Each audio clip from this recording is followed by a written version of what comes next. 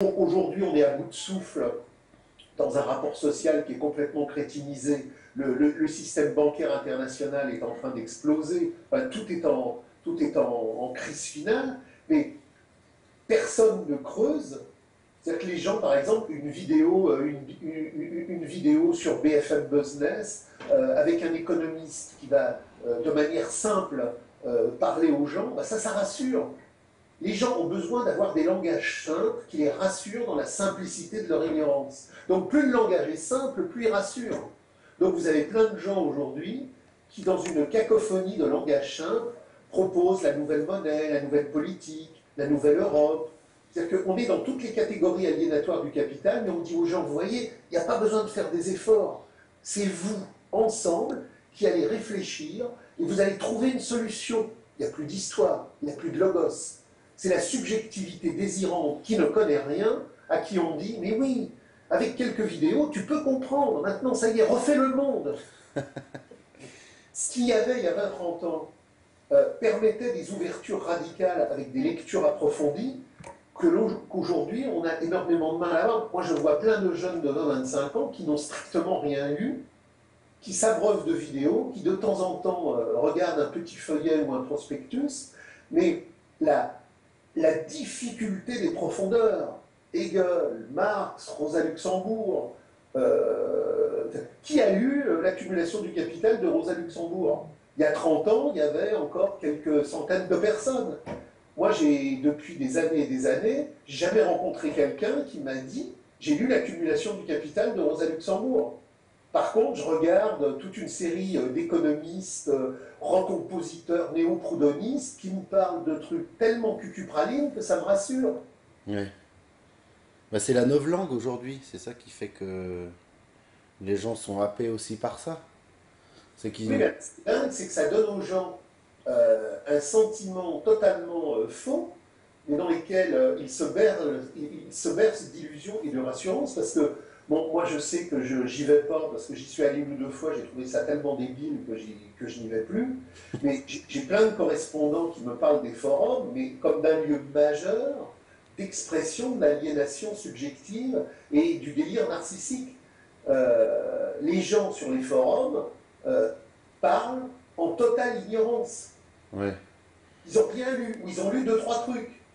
Ouais, mais on en parlait avec Chris, le truc c'est que aujourd'hui, par exemple, si je veux parler avec quelqu'un de l'imposture de l'industrie pharmaceutique, avec par exemple les statines pour le cholestérol, il faut quand Ça, même... c'est facile. Ça, c'est facile. Il y a plein de gens qui ont vu des conférences vidéo, on leur explique le truc des statines, il n'y a pas beaucoup d'efforts à faire Ouais, mentalement. mais si vous voulez, il faut quand même il faut quand même se renseigner un minimum pour pouvoir en parler. Donc il faut un minimum d'expertise en fait.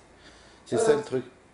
Et donc aujourd'hui, c'est pour ça que les gens se renseignent sur plein de sujets parce que il y a plein de sujets qui les dépassent et qu'ils ont envie de démystifier.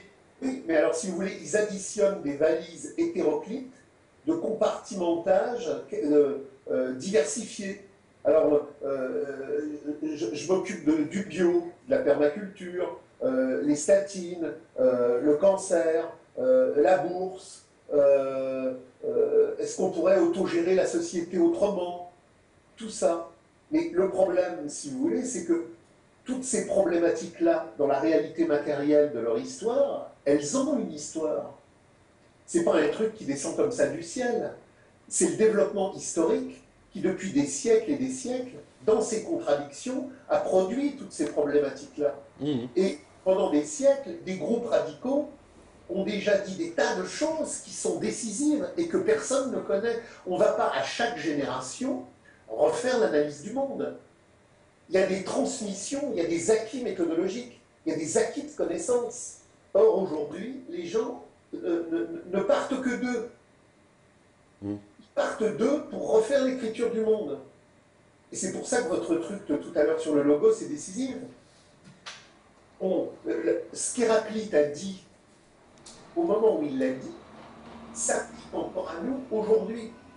Est-ce que pour avoir une conscience historique radicale du monde, il faut additionner nos subjectivités délirantes? Ou est-ce qu'il faut accueillir le tout du logos tel groupes radicaux, à travers tous les cheminements de la lutte de classe radicale, nous ont enseigné les acquis méthodologiques, théoriques et pratiques de certitude. C'est-à-dire que quand vous pensez que le débat Proudhon-Marx a définitivement posé, a définitivement clôturé le débat, est-ce qu'on réforme la merde de l'économie politique ou est-ce qu'on l'abolit? Au moment de la Commune de Paris, vous me parliez tout à l'heure de la Commune de Paris, Oui. les groupes les plus rétrogrades sont en train d'être liquidés et tout le monde parle de l'abolition du salariat. Mm. Tout le monde parle de l'abolition du salariat. C'est un vécu normal dans la galaxie ouvrière en effervescence. Le projet dans les années 1870, il est posé. C'est l'abolition du salariat. Et aujourd'hui, après toute cette contre-révolution qui, décennie après décennie, a vu la social-démocratie et le bolchevisme écraser le prolétariat, un gamin de 18-20 ans, aujourd'hui, qui est dans l'ignorance totale de ses parcours historiques, il est encore dans une régression telle qu'il se repositionne le monde d'une façon néo-proudhoniste en disant bah tiens, on pourrait faire une autre monnaie, une autre politique, une nouvelle économie.